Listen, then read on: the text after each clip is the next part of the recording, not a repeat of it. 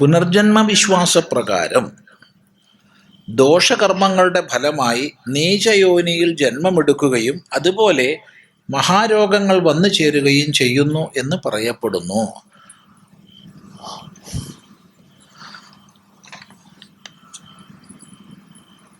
ദോഷകർമ്മങ്ങളുടെ ഫലം ഭോഗിക്കാൻ വേണ്ടി. അപ്പോൾ ഈ നീചയോനി എന്ന് പറഞ്ഞാൽ എന്താണെന്നുള്ളത് ചിന്തിക്കേണ്ടതാണ്. പലപ്പോഴും നമ്മൾ തെറ്റിദ്ധരിച്ചേക്കാവുന്ന ഒരു വിഷയമാണ്. എപ്പോഴും പാപകർമ്മം തന്നെ ചെയ്തു കൂട്ടാൻ പ്രേരണ ലഭിക്കുന്ന സാഹചര്യത്തിൽ ജനിക്കുകയാണോ എങ്കിൽ അംഗീകരിച്ചു. അല്ലാതെ അതിനൊരു സമുദായമെന്നോ ജാതിയെന്നൊന്നും കാണാൻ പാടില്ല. അത് പ്രത്യേകം പറയുന്നു. എങ്കിൽ മോശപ്പെട്ട ജന്മം ഒരു വ്യക്തിയെ അല്ലെങ്കിൽ രോഗങ്ങൾക്ക് അടിമപ്പെട്ട വ്യക്തിയെ ഞാൻ ഉത്കൃഷ്ട ജന്മം ലഭിച്ചവൻ അതുകൊണ്ട് അവൻ മോശക്കാരൻ ഞാൻ കേമൻ എന്നൊരു മനോഭാവം നീചമല്ലേ? ഇന്നലെ ഈ വിഷയം വ്യക്തമായി ഇവിടെ പറയുകയുണ്ടായി. നമ്മളെല്ലാവരും വിവിധങ്ങളായ കർമ്മഫലങ്ങളുടെ രൂപം എന്ന രീതിയിലാണ് ഇവിടെ ജീവിക്കുന്നത്. നമ്മളിൽ ഓരോരുത്തരിലും എന്തെല്ലാം കർമ്മ സംസ്കാരങ്ങളുടെ ശേഷിപ്പുണ്ടെന്ന് നമുക്കറിയില്ല. ഒന്ന് പ്രകടമാകുന്നു എന്നുള്ളത് കൊണ്ട് അതേ നമുക്കുള്ളൂ എന്നർത്ഥമില്ല. ആവർത്തിക്കട്ടെ, ഒന്ന് പ്രകടമാകുന്നു എന്നുള്ളത് കൊണ്ട് നമ്മളിൽ അതേ ഉള്ളൂ എന്ന് അർത്ഥമില്ല. വലുത് വരാൻ കിടക്കണുണ്ട്. ധർമ്മപുത്രർ നരകത്ത് പോയ കഥയുണ്ട് ഇല്ലേ? ധർമ്മപുത്രർ നരകത്ത് പോവേ? അതെ, മൂപ്പര് സ്വർഗത്ത് പോയപ്പോൾ കാണാൻ ആഗ്രഹിച്ചവരൊന്നും കാണുന്നില്ല. എവിടെ? ദ്രൗപദി എവിടെ? അർജുനൻ എവിടെ? ഭീമൻ എവിടെ? നകുലൻ എവിടെ? സഹദേവൻ എവിടെ? അവരൊക്കെ കാണണോ? വന്നോളൂ. അപ്പോൾ നോക്കുമ്പോൾ ആരൊക്കെയാ സ്വർഗത്തിലിരിക്കണേ? ദുര്യോധനൻ, ദുശാസനൻ ഒക്കെ ഇരിക്കുന്നുണ്ട് കേമായിട്ട്. ഇതെന്താ അത്? എന്നാ വന്നോളൂ. കൂട്ടിക്കൊണ്ടുപോയിട്ട് നരകത്ത് കൊണ്ടുപോയിട്ട് കാണിച്ചു കൊടുത്തു. അവിടെയാ. എന്താ താല്പര്യം എന്ന് ചോദിച്ചാൽ അല്പകാലമേ അവർക്കത് അനുഭവിക്കാനുള്ളൂ, അല്പകാലമേ ഇവർക്കിത് അനുഭവിക്കാനുള്ളൂ. അത് കഴിഞ്ഞ് ദീർഘകാലത്തെ അനുഭവം വരാനിരിക്കുന്നുണ്ട്. അപ്പം ഇപ്പോഴത്തെ അനുഭവം വെച്ചിട്ട് ആരും ഞെളിയേണ്ടതില്ല. എന്തൊക്കെയാണ് ഇനിയിപ്പോൾ വരാനിരിക്കുന്നത് നമുക്കറിയില്ല. ജന്മജന്മാന്തരങ്ങളുടെ കർമ്മഫലങ്ങൾ നമ്മളിൽ സഞ്ചിതമായിട്ടുണ്ട്. അതെന്താന്ന് കണ്ടെത്താൻ നമുക്ക് കഴിയില്ല. ഗഹന കർമ്മണോ ഗതി. ഓർമ്മിക്കുക. അതുകൊണ്ട് ഒന്നേ ഉള്ളൂ, ഭഗവാനെ സൽക്കർമ്മം ചെയ്യാൻ തോന്നണേ, സത്സംഗം ചെയ്യാൻ തോന്നണേ, സദ്വിഷയങ്ങൾ പ്രവർത്തിക്കാൻ തോന്നണേ. അത് മാത്രം മതി. അല്ലെങ്കിൽ പിന്നെ ഈ കർമ്മത്തെയൊക്കെ ഭസ്മീകരിക്കാൻ കഴിയണം. അത് തത്വജ്ഞാനം കൊണ്ടാണ്. ജ്ഞാനാഗ്നി സർവകർമാണി ഭസ്മസാത് കുരുതേ. അത് അഗ്രിമമാണ്. അതുകൊണ്ട് ഒരിക്കലും മറ്റൊരാളെ മോശക്കാരെന്നോ ഞാൻ കേമെന്നോ വിചാരിക്കരുത്. ഒരു മേഖലയിലും അങ്ങനെ പറയാൻ നമുക്ക് അധികാരമില്ല. ഒരു മേഖലയിൽ ഞാൻ കേമനായിരിക്കാം, മറ്റൊരു മേഖലയിൽ ഞാൻ എത്രയോ താണവനായിരിക്കാം. ഒരു മേഖലയിൽ ഞാൻ താണവനാണെന്ന് വിചാരിക്കുന്നവൻ മറ്റൊരു മേഖലയിൽ എന്നേക്കാൾ എത്രയോ ഉയർന്നവനായിരിക്കാം. അതുകൊണ്ട് പരസ്പര ആദരവ് എപ്പോഴും ഉണ്ടാവുക, എപ്പോഴും ഉണ്ടാവുക. ഒരാൾക്ക് ലോകദൃഷ്ടിയ നമ്മൾ പറയുന്ന വിദ്യ കൂടുതലുണ്ട് എന്നുള്ളത് അവൻ കേമനാവുന്നില്ല. കാരണം ലോകദൃഷ്ടിയ പറയുന്ന വിദ്യയല്ല വിദ്യ.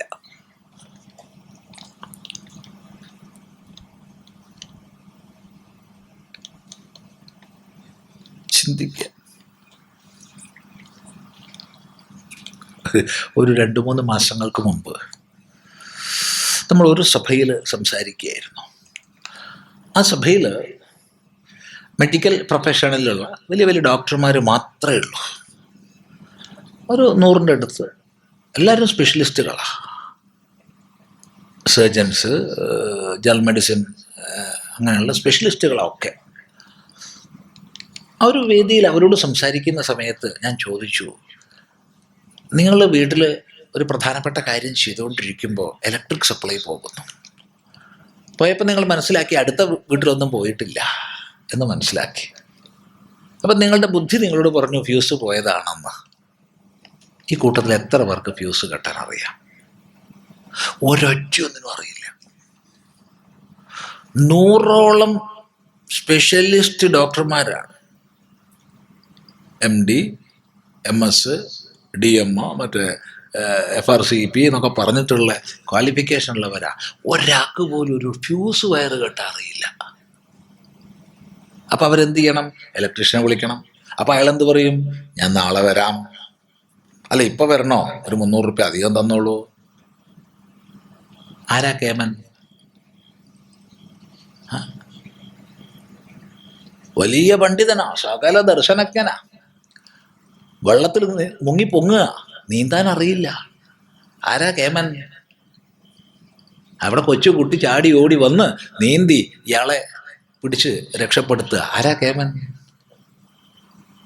അപ്പം ആരും ഒന്നിലും കേമരല്ല, ആരും മോശക്കാരല്ല എന്ന് മനസ്സിലാക്കുക. അതുകൊണ്ട് ആ കാഴ്ചപ്പാട് നമുക്ക് ഉണ്ടാവരുത്. ജന്മശ്രേണിയിൽ ഉത്കൃഷ്ട ജന്മത്തിൽ ജനിച്ചവന് നീചയോനിൽ നിപതിച്ചുകൂടെ? ഈ ഉത്കൃഷ്ട ജന്മം എന്ന് പറഞ്ഞാൽ എന്താ? എനിക്കറിയില്ല, അതുകൊണ്ടാണ് ഞാൻ ചോദിക്കണത്. നീചജന്മം എന്ന് പറഞ്ഞാൽ എന്താ? ശാസ്ത്രങ്ങളിൽ നമുക്ക് കാണാൻ കഴിയുന്നില്ല.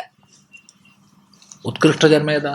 സദ്ബുദ്ധി ഉണ്ടെങ്കിൽ, സദ്വൃത്തി ഉണ്ടെങ്കിൽ അത് ഉത്കൃഷ്ട ജന്മ. അല്ലാണ്ട് അത് വേറൊരു മാനദണ്ഡം അനുസരിച്ചാണെന്ന് ശാസ്ത്രങ്ങളിൽ പറഞ്ഞിട്ടില്ല.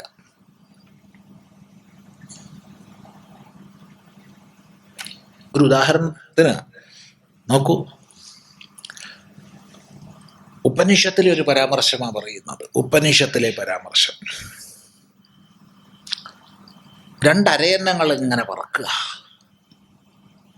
അപ്പോൾ ഒരരയന്നം മറ്റേ അരയന്നത്തോട് പറഞ്ഞു, ശ്രദ്ധിച്ചോളൂട്ടുക, അങ്ങോട്ട് കുറച്ചും കൂടി വിട്ടു പറഞ്ഞോളൂ. എന്താ? ജ്ഞാനശ്രുതിയുടെ കൊട്ടാര താഴത്തുള്ളത്. അപോര പ്രഭാവമാണ് അയാൾക്ക്. ആ ധർമ്മത്തിൻ്റെ പ്രഭാവം കൊണ്ട് ചിറക് ചിലപ്പോൾ കരിഞ്ഞു പോകും. അപ്പം മറ്റേ അരയന്നം പറഞ്ഞു, പിന്നല്ല, ആ രൈക്വൻ്റെ മഹിമയുടെ 10-1 ഈ ജ്ഞാനശ്രുതിക്ക് എന്ന്. അവരങ്ങ് പറന്നുപോയി. ജ്ഞാനശ്രുതി ഇതൊക്കെ കേൾക്കുന്നുണ്ട്. അപ്പോൾ തൊട്ട് ചിന്ത, ആരാ രൈക്വൻ, ആരാ രൈക്വനെന്ന്. രാജാവല്ലേ, പിറ്റേന്ന് രാവിലെ തന്നെ സഭയിൽ പോയി ഉത്തരവിട്ടു, നാടിൻ്റെ നാനാദിക്കിൽ പോവുക, ആരാണ് ഈ സർവജ്ഞനായ രൈക്വൻ അന്വേഷിച്ചോളൂ. അങ്ങനെ സന്ദേശവാഹകർ സർവ്വദിക്കിലും പോയി. അവസാനം ഒരു മാർക്കറ്റിൽ ഒരു വണ്ടിയുടെ അടിയിൽ ചൊറി മാന്തിയിരിക്കുന്ന ഒരാളുണ്ട്. രൈക്വൻ കണ്ടെത്തി. രാജാവിനോട് പറഞ്ഞു, കണ്ടെത്തി. രാജാവ് ഒരു തളികയിൽ 1000 സ്വർണ്ണ നാണയം, വസ്ത്രങ്ങൾ, അളവറ്റ പശുക്കൾ ഒക്കെ ആയിട്ട് പോയിട്ട് പറഞ്ഞു, അങ്ങയുടെ വിദ്യ എനിക്ക് ഉപദേശിക്കണം. പോടാ ശൂദ്ര. വളരെ ശ്രദ്ധിക്കുക. ഇവിടെയാണ് നമ്മൾ ചിന്തിക്കുക. തൻ്റെ മുന്നിൽ വന്നത് രാജാവാണെന്നും പോരാ, മഹാരാജാവാണെന്നും ക്ഷത്രിയനാണെന്നും അറിയുന്ന ആളാണ് രൈക്വൻ. തൻ്റെ മുന്നിൽ വന്നത് മഹാരാജാവാണെന്നും ക്ഷത്രിയനാണെന്നും അറിഞ്ഞുകൊണ്ടാണ് വിളിച്ചത്, പോടാ ശൂദ്ര. അപ്പൊ ശൂദ്രത്വം ജാതിയാണോ? മനസ്സിലായില്ല? വിഷയം മനസ്സിലായില്ല? ഇല്ലെങ്കിൽ പോടാ ക്ഷത്രിയ എന്നല്ലേ പറയേണ്ടത്? അങ്ങനെയല്ല പറഞ്ഞത്, പോടാ ശൂദ്ര എന്നാ പറഞ്ഞത്.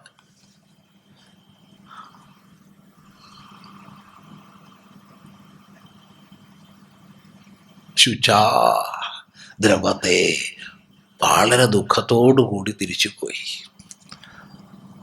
പിന്നെ ഈ പറഞ്ഞ സ്വർണ്ണ നാണയവും പശുക്കളും അർദ്ധരാജ്യവും തൻ്റെ ഏകപുത്രിയും എല്ലാമായിട്ട് വന്നു. രൈക്വൻ പറഞ്ഞു, ഇരിക്കവിടെ, ഞാൻ ഉപദേശിച്ചു തരാം. അതൊക്കെ രൈക്വൻ സ്വീകരിച്ചോ? രൈക്വൻ അതൊക്കെ നിസ്സാരമാണ്. പിന്നെന്താ ഉപദേശിച്ചത്? സമ്പൂർണ്ണ സമർപ്പണ ഭാവം കാണിച്ചു, അപ്പോൾ ഉപദേശിച്ചു. അത്രയേ ഉള്ളൂ.